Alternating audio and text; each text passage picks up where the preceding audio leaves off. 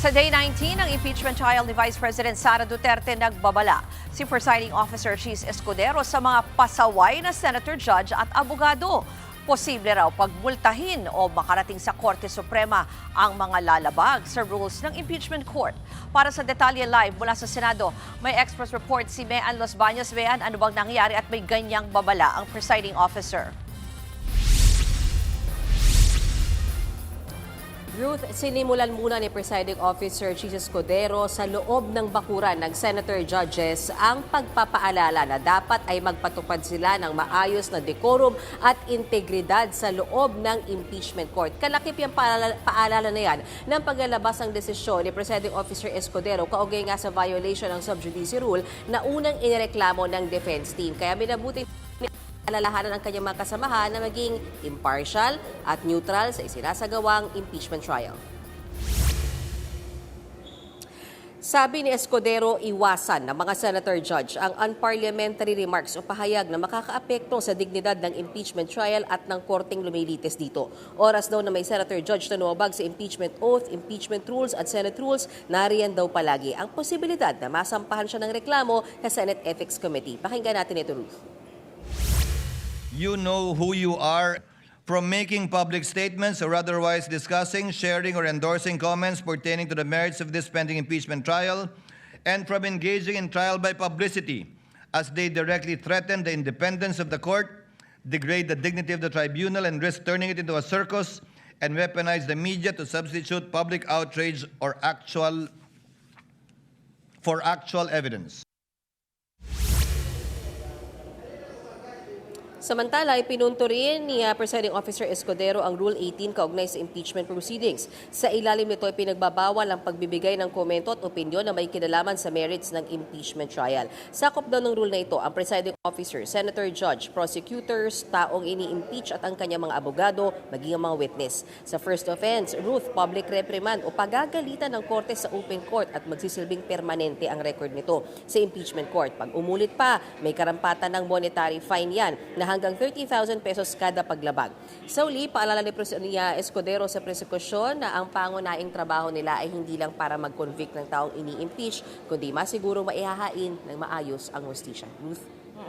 Binanggit mo na yung yung posibleng penalties, no? Pare-pareho ba yan sa lahat? At yung isa pa may reaksyon na ba ang mga lahat ng panig na nabanggit?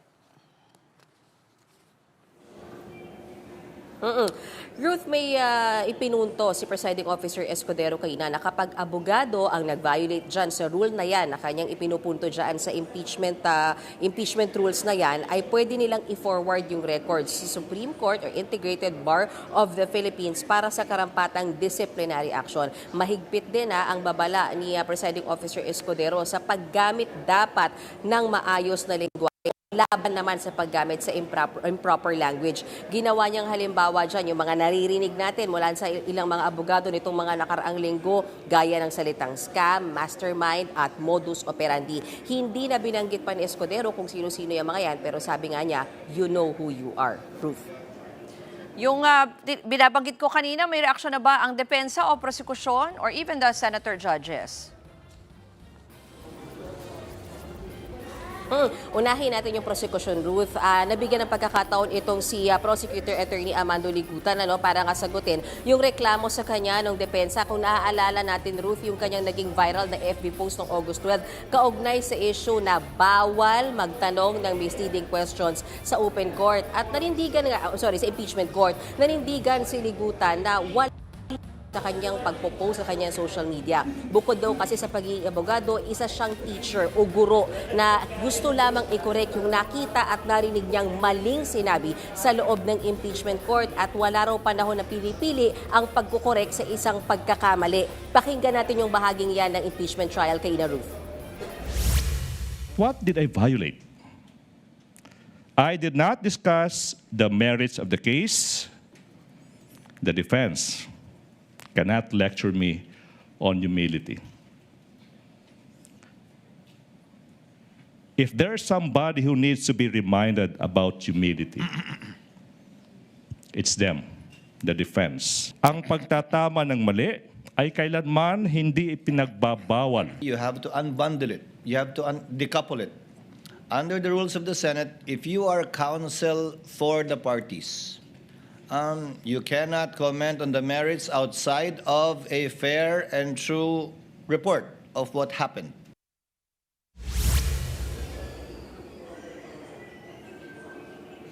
Bago naman isagawa ang cross-examination, ipinaliwanag din ni Attorney Christine Ferrer ang kanyang naging sagot sa impeachment court sa naging sagutan nila ni Attorney Lorna Capuna noon kaugnay sa misleading questions. Ang ibig niya raw sabihin ay allowed o pwede ang leading questions, hindi misleading. Pero sabi naman ni Attorney Capuna, malinaw daw ang pinagtalunan noon ay tungkol sa misleading questions. Pakinggan naman natin ito, Ruth. They are allowed. I was referring to leading questions, Your Honor, because the journal dated August 12, 2019 would show that I was indeed asking a leading question. It was very clear, and the transcripts will show that the immediate phrase which led to my remark was not about leading, it was about misleading, Your Honor. Let us not mislead again this honorable court. Ruth, medyo mahaba-haba yung naging impeachment trial ngayong araw na ito. Halos katatapos-tapos lamang. At bago yan matapos sinabi ni Presiding Officer Escudero nakarating sa kanya na nagbigay pala ng statement si VP Sara Duterte kaugnay sa kanyang impeachment case at malinaw daw na pumapasok ito doon sa Rule 18 na ipinagbabalik. So far, wala pang parusa yung sinabi yan ng Vice Presidente pero nag-warning at nakiusap ulit at umapila si Presiding Officer Escudero sa defense team ni VP Sara Duterte na wag nang ulitin or avoid na yung pagkukomento kaugnay sa kanyang impeachment case or else makukover nga siya ng mga kaparusahang sinabi ni Presiding Officer Chis Escudero. Ruth? Yan po ang Express Report ni Mean Los Baños live mula sa Senado.